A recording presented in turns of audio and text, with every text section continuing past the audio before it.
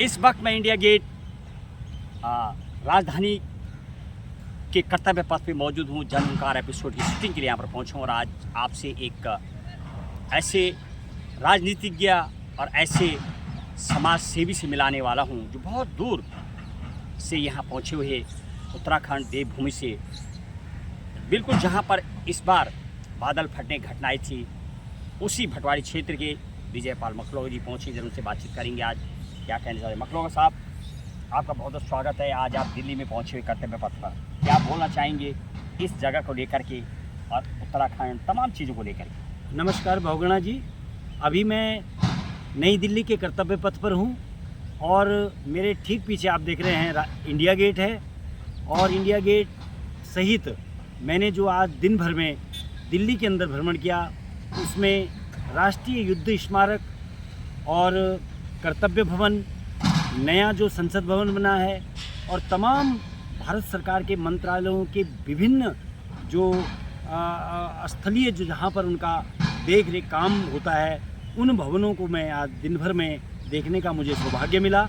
और मैं आपको बताऊं बहुगुणा जी कि हमारे देश के यशस्वी प्रधानमंत्री आदरणीय श्री नरेंद्र मोदी जी, जिनका कि कल जन्मदिवस भी था और कई देश के अंदर और दुनिया के अंदर उनके जन्मदिवस पर कार्यक्रम हुए, तो ऐसे ही नहीं मैं समझता हूं कि उस महापुरुष, मैं उनको महामानव की संज्ञा दूंगा कि उन्होंने जैसे ही 2014 में इस देश की सत्ता को संभाला, उन्होंने कोशिश की कि इस देश की जो अस्मिता पर जो है हज़ारों वर्षों तक जो है कुठाराघात हुआ, उसे कैसे उसको वापस लौटाया जाए, उसके मान और सम्मान को कैसे देश और दुनिया में बनाया जाए। मखलोगा साहब, थोड़ा आपको रोकना चाहूँगा। आप देख रहे हैं हमारे दाईं तरफ कर्तव्य भवन पहली बार देश में बना। इस सड़क का नाम कर्तव्य पथ पहली बार रखा गया और बाईं तरफ परमवीर चक्र स्थल और नेशनल वार मेमोरियल, परमवीर चक्र विजय स्थल बनाए गए जहाँ पर सैनिक आरती होती है। तमाम चीज़ों को लेकर सूक्ष्म शब्दों में बीजेपी के द्वारा काम किए गए, जब से बीजेपी आई। क्या बोलना चाहिए? जी बहुगुणा जी, तमाम ऐसे काम माननीय मोदी जी के द्वारा किए गए कि जिन आक्रांताओं के द्वारा जो है इस देश को समय समय पर जो है इसको घाव दिए गए, उनके नाम पर अनेक जगह सड़कें थी, तमाम भवनों के नाम उनके थे। तो मोदी जी ने आकर के जो है उस गौरव को लौटाने का प्रयास किया कि इंडिया गेट की सड़क थी, इसको कुछ और पहले कहा जाता था, उनके आने के बाद इसको कर्तव्य पथ कहा गया, क्योंकि भाई इस देश के लिए 26 जनवरी को जो है इस देश की आन बान और शान की जो एक परेड निकलती है देश की गौरव की, उस परेड को कर्तव्य के पथ पर जो है देश और दुनिया के सामने प्रस्तुत किया जाता है। वहीं जो ये विभिन्न मंत्रालयों के जो कार्यालय हैं, वो इन कर्तव्य भवनों में जो हैं आज वर्तमान में जो है यहाँ पर कार्यरत हैं। तो मैं समझता हूँ कि उनके द्वारा जो है एक राष्ट्रवाद से ओतप्रोत सोच, और उनकी जो सोच है वो स्पष्ट है कि हम किसी दुनिया के किसी देश के दुश्मन नहीं हैं, लेकिन हाँ अपने देश के गौरव और अपने देश के सम्मान के प्रति समर्पित हैं। मखलोगा साहब, अब थोड़ा आपको लिए चलेंगे जरा। आप तो उत्तराखंड के रहने वाले हैं और भटवाड़ी क्षेत्र से बिलोंग करते हैं, धराली इस्पात जो, और लगातार कल भी देहरादून में बहुत पहाड़ धसक रहे हैं, टूट रहे सड़कें, लगातार बारिश हो रही, साथ जो आपदा बहुत ज़्यादा आई, उसको लेकर के आप उस दिन वहीं थे। ये तमाम चीज़ों को लेकर थोड़ा हमारे दर्शकों के लिए बताइए, ये जो पीड़ा का मंजर वहाँ नज़र आया, उसको लेकर क्या बोलना चाहेंगे आप? जी ज़रूर बहुगुणा जी, आपने बहुत अच्छा सवाल किया। वास्तव में जो है देवभूमि उत्तराखंड हुई, चाहे हिमाचल प्रदेश हुआ और चाहे हमारा जम्मू कश्मीर का क्षेत्र है, वो निश्चित रूप से इस वर्ष, वैसे तो विगत के कई वर्षों से आपदा के दंश झेलते हुए ये प्रदेश आ रहे हैं, लेकिन वर्तमान में तो मैं समझता हूँ कि कुछ सीमा बढ़ कर के ही जो है सीमा पार हो गई। आए दिन मैं अभी भी दिल्ली में हूँ और मैं कल भी सुना तो नंदप्रयाग की तरफ, चमोली की तरफ बादल फटा, उससे पहले सहस्त्रधारा देहरादून में बादल फटा, और धराली की आपने बात करी, 5 अगस्त को धराली का जो वो भयावह दृश्य था। उस दिन कहाँ थे? मैं जिस दिन धराली में ये क्लाउड ब्रस्ट हुआ, उस दिन मैं अपने गाँव हीना में, नज़दीक लगभग 60 किलोमीटर दूर हमें अपने घर पे था और हमारे यहाँ कुछ धार्मिक आयोजन उस दिन था, शिव पुराण के यज्ञ का था। लेकिन जब हमने वो वीडियो वहाँ से जो है तुरंत मंजर जो देखा, वो बहुत भयानक था। और मैं समझता हूँ कि दुनिया की कोई भी ताकत, कितनी ताकत लगा दीजिए आप, ऐसे भयावह दृश्य, जो उसकी गति थी, वेग था, जो उस क्लाउड बर्स्ट की जो पानी का वेग था, वो 30 सेकंड के अंदर धराली को उसने पूरी तरह से जो है मलबे में तब्दील कर दिया। 30 साहब, सेकंड में। आपका तो वहाँ घर भी है और मेरा भी घर है, मेरी जन्मस्थली भी है वो। तो जो मीडिया बोल रहा है, ये लोग बोल रहे हैं बराबर, जो वहाँ के बारे में बात निकल के आई, कहीं ना कहीं दैवीय भी है, प्राकृतिक भी है, कुछ दैवीय भी शक्ति भी है। कुछ दिन मेला भी था, काफ़ी लोग बच भी गए, ये भी कह सकते हैं। बहरहाल ये जो घटना है, इसका कारण विकास के नाम पे विनाश हो रहा, ये कारण कहा जाए। ये जिस तरीके से दिखा रहे मीडिया में हमने देखा, हमारा तो घर वहाँ पड़ता है, ऐसी चीज़ें और ऐसी चीज़ें बोली गई शायद जिसका कोई बे लॉजिक, इररिलेवेंट, नो बेस। तो ये सब देखने को मिल रहा। वास्तविकता है क्या, आप तो वहीं के हैं, क्या कारण हो सकता है आपके अंदाजे से? दैविक प्रकोप है, ये विकास का कारण है, ये व्यवस्थाएं सही नहीं हो पा रही हैं, क्या है ये फोकस आपके अंदाजे से? जी, बहुत अच्छा सवाल आपका, बहुत ही अच्छा सवाल भावना जी। ऐसा है, मैं पूरी शिक्षा दीक्षा जो है मेरी अपने गांव से, मैं पोस्ट ग्रेजुएट उत्तरकाशी के स्नातकोत्तर कॉलेज से मैंने किया, और पूरी पढ़ाई मेरे अपने घर से हुई। मैं सुबह 9 बजे अपने घर से चलता था उत्तरकाशी में विद्यालय में पहुंचने के बाद, और लगभग 4:30 बजे वहाँ से वापस अपने घर आता था। मुझे कभी कोई ब्लॉक नहीं दिखा, मुझे कभी कहीं कोई क्लाउड बर्स्ट नहीं दिखा, कहीं सड़कों का कोई टूटन नहीं दिखा।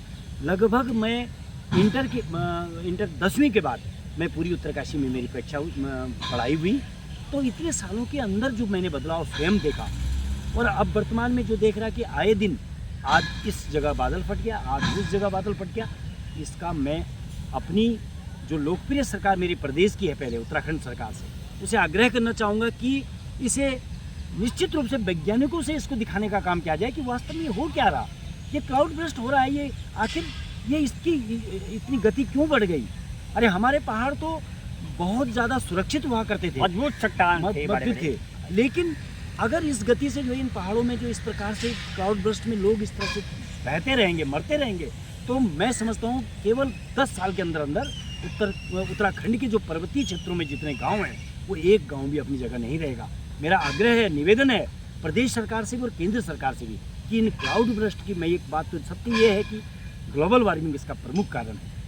पहाड़ का जो वासी है उसका कोई दोष नहीं है इसमें। लोग तमाम प्रकार की बातें कर रहे हैं कि मकान वहाँ बना दिया, मकान ये बना दिया। मैं आपको बताऊं 78 में 78 में गंगा भागीरथी में जो है, उससे पहले का मैं समझता हूँ 100 साल का कोई इतिहास नहीं है कि बाढ़ आए। 78 में पहली बाढ़ आई, मैंने उसको अपनी आंखों से देखा। क्या था उसको थोड़ा बताइए हमारे दर्शकों के लिए। 78 में जो बाढ़ आई वो गंगोत्री के राष्ट्रीय राजमार्ग से गंगनानी और डबरानी के बीच में एक स्थान है, और उससे एक पैरेलल, एक गंगा नदी के पैरेलल ही जो है नहीं वर्टिकल रूप में जो है एक जगह से कनोडिया घाट आती है।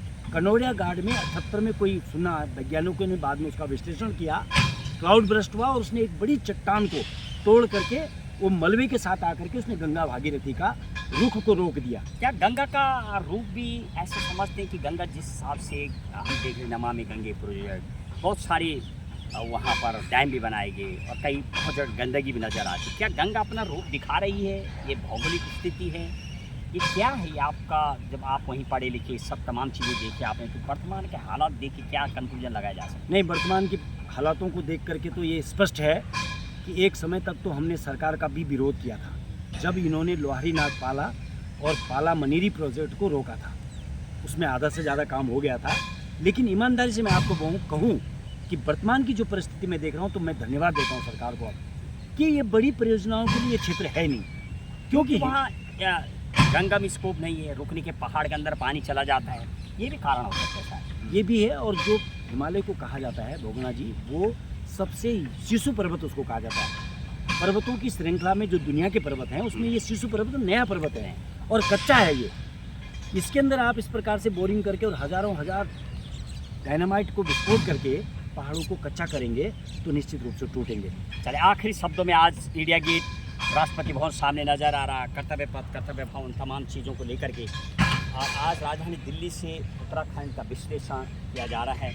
साथ ही साथ हम यहाँ पर जो अपने जन्मकार एपिसोड के लिए आते हैं, उसके बाद खासतौर हमारी जगह फिक्स है, यहाँ पर हम प्रत्येक दिन लगभग यहाँ पहुँचते हैं, 2 घंटा रहते हैं। तो इस सब तमाम चीज़ों को लेके आपने जो विश्लेषण दिया उसके लिए बहुत बहुत धन्यवाद आपके लिए। आखिरी शब्दों में क्या कहेंगे आप दर्शकों के लिए और अपनी मातृभूमि के लिए, और इस राजधानी दिल्ली से कैसे सुख समृद्धि आ सकती है? आखिरी शब्दों में जी बहुगुणा जी, मैं अपने आपके इस चैनल के माध्यम से अपने तमाम आपके जो दर्शक हैं और मेरे भी जो मित्र होंगे जो देख रहे होंगे, मैं उन सबसे यही विनती और आग्रह करूंगा कि राष्ट्रवादी बनिए और राष्ट्र से बढ़कर के कुछ भी नहीं है। और इतना ज़रूर कहूँगा कि आदरणीय जो हमारे देश के यशस्वी प्रधानमंत्री श्री नरेंद्र मोदी जी हैं, उनके कार्यों का ज़रूर एक बार देखने की कोशिश कीजिए। वैसे तो डिजिटली सब कुछ आपको घर में दिख रहा है, लेकिन अगर कभी आपको लगेगा तो निश्चित रूप से दिल्ली भी भ्रमण पर आइए, देश के अन्य क्षेत्रों में भी जाइए। इतना ज़रूर है कि आज़ादी के बाद में अगर किसी व्यक्ति ने देश के बारे में, प्योरली देश के बारे में सोचा है अटल बिहारी वाजपेयी जी के बाद, तो आदरणीय नरेंद्र मोदी जी है।